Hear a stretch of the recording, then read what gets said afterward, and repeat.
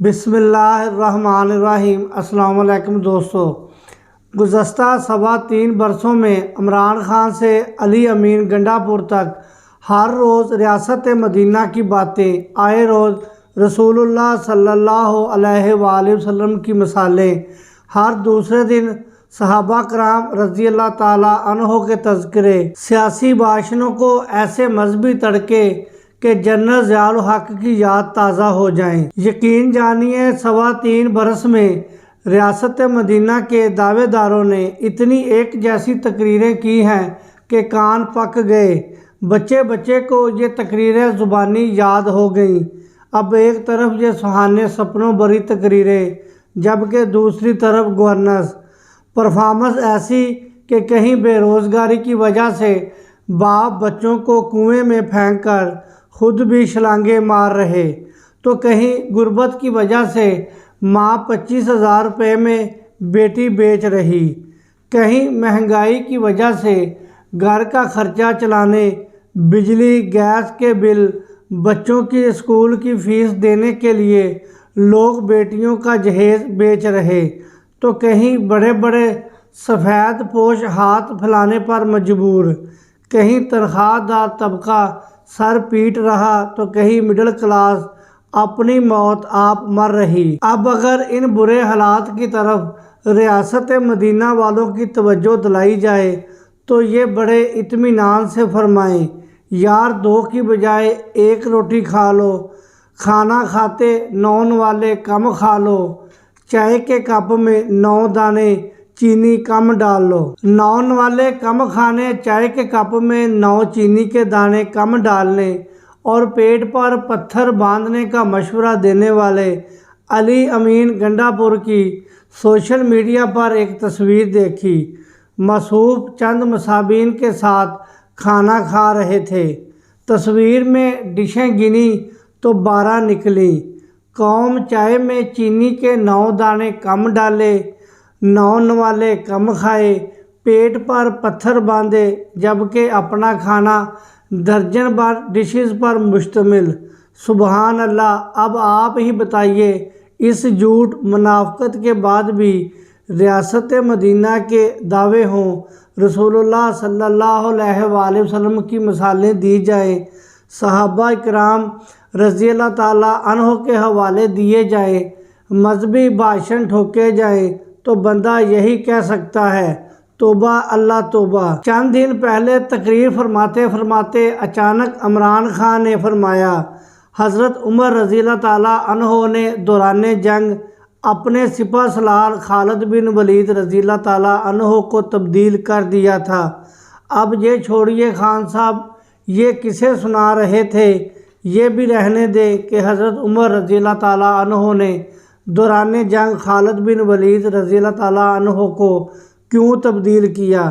خان صاحب سے پوچھنا یہ، آپ نے اتنی دیدہ دلیری سے حضرت عمر رضی اللہ تعالیٰ عنہ کی مثال تو دے دی، لیکن کیا آپ کو حضرت عمر رضی اللہ تعالیٰ عنہ کی باقی زندگی حکمرانی کا بھی علم یا صرف یہی ایک مثال یاد ہے؟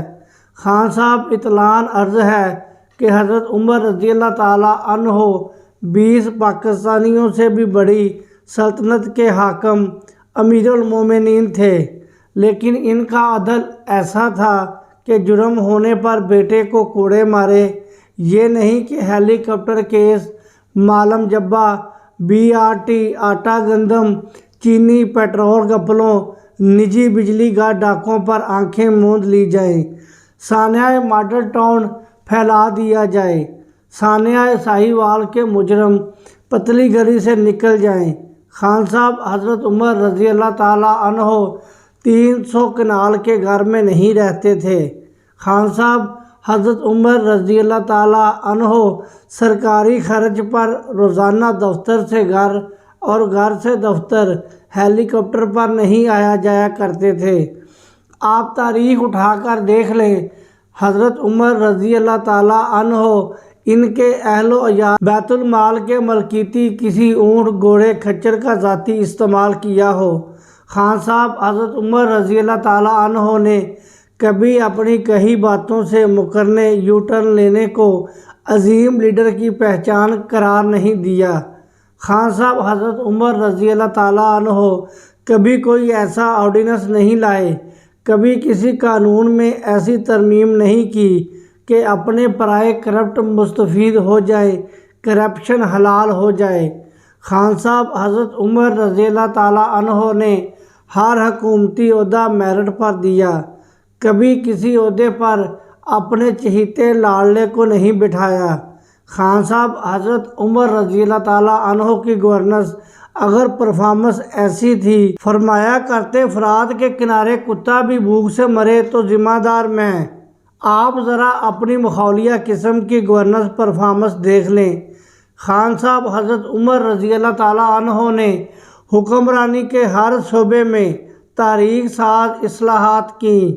3.25 سال ہو گئے آپ کو حکمران بنے، ان جیسی کوئی ایک اصلاح بھی کر پائے؟ حالانکہ آپ آئے تو اصلاحات کے لیے تھے۔ خان صاحب کبھی ایک مرتبہ بھی آپ نے حضرت عمر رضی اللہ تعالیٰ عنہ کی طرح ایک رات جاگ کر گلی محلوں میں پھر کر اپنی رعایا کی خبر لی کہ وہ کس حال میں ہیں؟ خان صاحب حضرت عمر رضی اللہ تعالیٰ عنہ کے دور میں بے روزگاری، غربت اور مہنگائی کا یہ عالم نہیں تھا جو آپ کے دور میں ہے۔ خان صاحب حضرت عمر رضی اللہ تعالیٰ عنہ کا ہر حکومتی عہدیدار عہدہ سنبھالتے وقت اپنے اثاثے ڈکلیئر کرتا اور پھر عہدہ چھوڑتے وقت بتاتا کہ اس وقت اس کے پاس کیا کچھ ہے۔ آپ ذرا اپنے چہیتوں لاڈلوں پر نظر ماریں، بہت سارے ایسے کہ 3.25 برس میں ہی اتنا کما چکے کہ دیکھ کر بندے کے ہوش ٹھکانے آ جائیں۔ مگر خان صاحب مجھے پتہ آپ اپنے ارد گرد بیٹھے مافیاز پر ہاتھ ہولا ہی رکھیں گے، جیسے جہانگیر ترین سے پنڈورا لیکس تک آپ نے اپنوں پر ہاتھ ہولا رکھا، کیونکہ آپ کو اپنا اقتدار عزیز۔ آپ اب اپنے اقتدار کے لیے کچھ بھی کرنے پر تیار۔